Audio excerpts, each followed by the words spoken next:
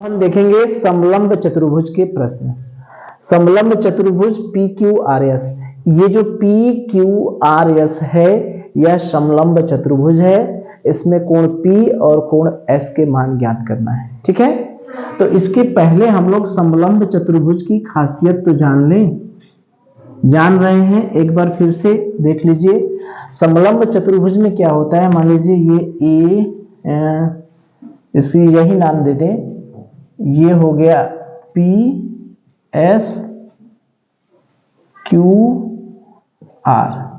ठीक है, तो समलंब चतुर्भुज में ये आमने सामने की भुजाएं क्या होती हैं, समांतर होती हैं। ये भुजा इसके क्या होती है, समांतर होती है, और ये दोनों भुजाएं समांतर नहीं होती। तो जब समांतर रेखाएं होती हैं तो समांतर रेखाओं में एक खासियत होती है कि जब समांतर रेखाएं हैं उसको कोई तिर्यक रेखा काटती है तो ये एकांतर कोण आपस में क्या होते हैं, बराबर होते हैं। अगर ये 30 तो ये भी 30। दो समांतर रेखाओं को यदि कोई तिर्यक रेखा काटती है तो एकांतर कोण आपस में क्या होते हैं, बराबर होते हैं। ठीक है, इतनी बात समझ में आ गई। तो अगर ये हमारा समलंब चतुर्भुज है तो इसका मतलब कि पी एस और क्यू आर, पी एस समांतर क्यू आर, पी एस और क्यू आर क्या है, इसका भी कोण दिया था ना, इसका क्या दिया था, 40 अंश, इसका है 40 अंश। ठीक है, तो पी एस और क्यू आर ये दोनों रेखाएं एक दूसरे के क्या हैं, समांतर हैं। तो जब समांतर हैं तो उस समांतर रेखा को अगर हम ध्यान से देखें, जैसे ये हमारा हो गया क्यू आर, ये हमारा हो गया पी एस, इसको ये तिर्यक रेखा काट रही है कि नहीं, इधर देखें, ये तिर्यक रेखा काट रही है, ये कोण है 60 अंश है। तो अगर कोई तिर्यक रेखा काट रही है तो ये कोण अगर 60 अंश हो गया तो इसको बढ़ा दें तो ये कोण भी 60 अंश होगा कि नहीं।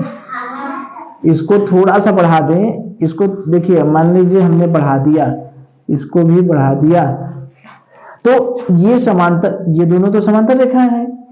इसको अगर ये तिर्यक रेखा काट रही है तो ये कोण 60 अंश है, तो ये भी कोण तो 60 अंश होगा, नहीं होगा क्या। और ये पूरा मिलके कितना होता है, 180 अंश। ये कोण और ये कोण दोनों मिलके, ये पूरा मिलके क्या होगा, एक रेखा जो है ऋजु रेखा कितना कोण बनाती है, 180 अंश।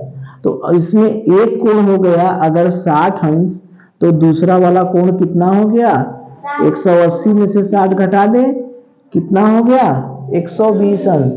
अगर ये कोण 60 अंश है और ये पूरा मिलके 180 अंश है तो ये कितना हो गया, 120 अंश हुआ। कैसे हुआ, ये तिर्यक रेखा, ये तिर्यक रेखा एस आर, ये तिर्यक रेखा है। ठीक है, तो ये समांतर रेखा है, ये दोनों समांतर रेखा को तिर्यक रेखा काटती है, तो ये कोण और ये कोण एकांतर कोण आपस में क्या होंगे, बराबर होंगे। तो ये कोण 60 अंश है तो ये वाला कोण कितना होगा, 120 अंश, क्योंकि पूरा कोण 180 अंश है। तो अगर ये 40 है तो ये वाला क्या होगा, 40 अंश। तो ये कोण कितना होगा, 180 में से घटा दें, कितना होगा, 140 अंश। यानी कोण P हमारा कितना हो गया, 140 अंश, कोण यस कितना हो गया, 120 अंश। बात समझ में आई। तो हमें याद केवल ये रखना था कि ये समांतर रेखा है तो इसको कोई तिर्यक रेखा काट रही है, तो ये 60 है तो ये कितना हो गया, 120।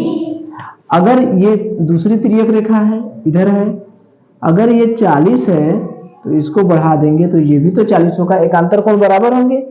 अभी हमने देखा कि समांतर रेखाओं के बीच एकांतर कोण क्या होते हैं, बराबर होते हैं। तो ये 40 है, पूरा 180 है, तो ये कितना हो गया, 140 अंश। ठीक है, चलिए।